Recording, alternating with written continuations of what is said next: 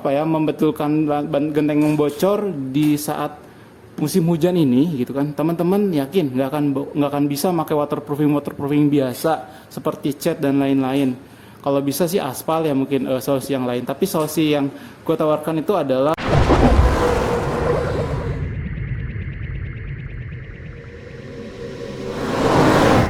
ya, bismillahirrahmanirrahim. Assalamualaikum warahmatullahi wabarakatuh. Ya, teman-teman, dalam video kali ini gue akan membahas mungkin permasalahan sekarang ya, bagi teman-teman yang mengalami kebocoran ya. Kebocoran di sini maksudnya kebocoran atap ya teman-teman ya, bukan kebocoran keuangan ya. Maksudnya itu kan sekarang lagi bulan hujan ya, setiap hari hujan, setiap sore hujan sampai malam hujan. Nah itu alangkah beruntungnya kalau misalnya teman-teman yang nggak kebocoran. Tapi ya bagi yang kebocoran pasti teman-teman mau repair dong. Nah tapi repairnya itu pakai apa? Gue ini ada solusi ya, solusi cepat mengatasi kebocoran. Jadi bukan pakai aqua itu atau enggak waterproofing dan lain-lain, tapi itu adalah menggunakan ini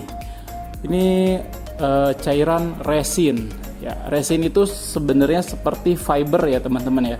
Jadi bagi teman-teman yang baru dengerin, gue minta tolong sebelum bertanya beresin dulu videonya sampai akhir. Gue akan menjabarkan satu persatu part yang ada di dalam video ini ya. Juga nanti gue mau ngasih cara sedikit kayak gimana untuk aplikasi resin di sini.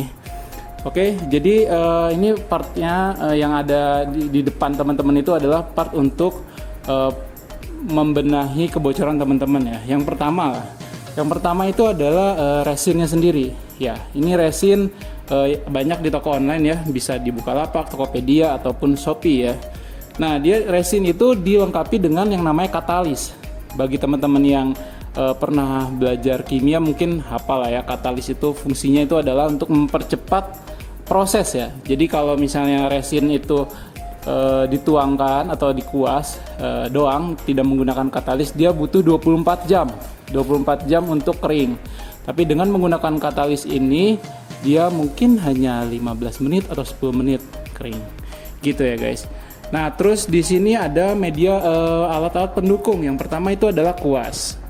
Nah, di sini kuas ini gue nggak rekomen untuk kuas yang bagus-bagus banget ya.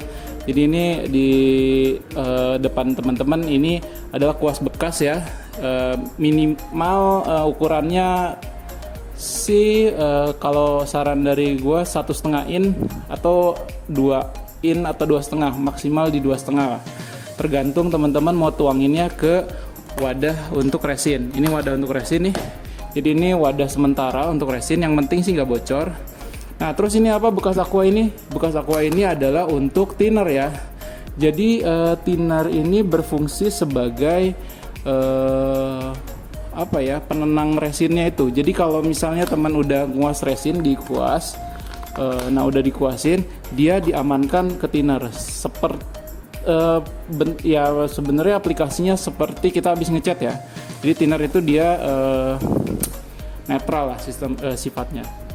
Nah terus satu lagi, ini bisa kelihatan ya thinner. Nah sorry juga ini mereknya, cuman nggak ada endorse dan apapun ya teman-teman, cuman biar nunjukin ini thinner gitu kan. Nah terus yang nggak kalah penting itu adalah ini adalah serat. Oke. Serat. Nah ini serat ini dia fungsinya untuk mengikat ya gitu. Oke, itu aja. Itu part-part yang dibutuhkan teman-teman. Nah terus gimana sih caranya ya? Jadi gue kembalikan lagi. Tolong teman-teman dengerin dulu, baru mungkin bisa bertanya di kolom komentar ya.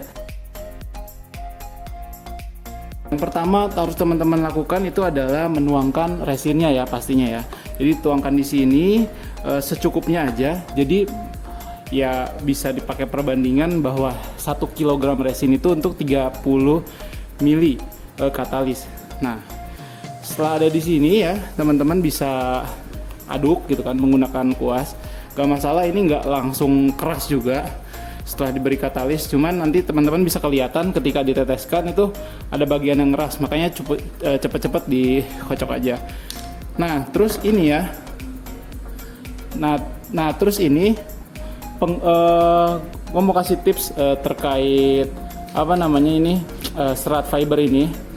Jadi untuk teman-teman yang order via online, jadi yang udah gue cek itu adalah dalam 1 kilo itu dia ukurannya sekitar 2 meter kali semeter, jadi intinya 2 meter persegi lah.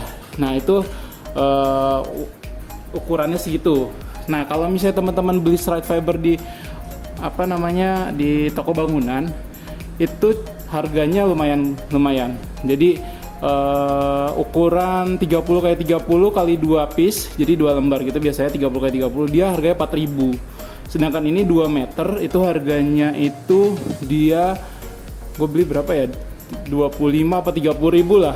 Nah terus juga untuk si resin ini dia dijual di online shop itu sekitar 40 sampai 60 ribu per kilonya. Mungkin kalau misalnya ada gratis ongkir dan lain-lain itu mungkin akan lebih worth lah bagi teman-teman ya. Nah oke, jadi setelah ini udah ya, balik lagi ke yang tadi, setelah ini udah dicampur gitu kan. Nah sebenarnya sebelumnya harusnya ini disiapkan dulu. Misalnya yang daerah yang mau dilapisin mau dilapisin itu ukuran berapa kali berapa, dan yang terpenting diolesi dulu resin, terus ditimpa fiber. Dan satu tips yang paling pentingnya teman-teman ya, jangan menggunakan satu lapis fiber. Jadi gue beberapa kali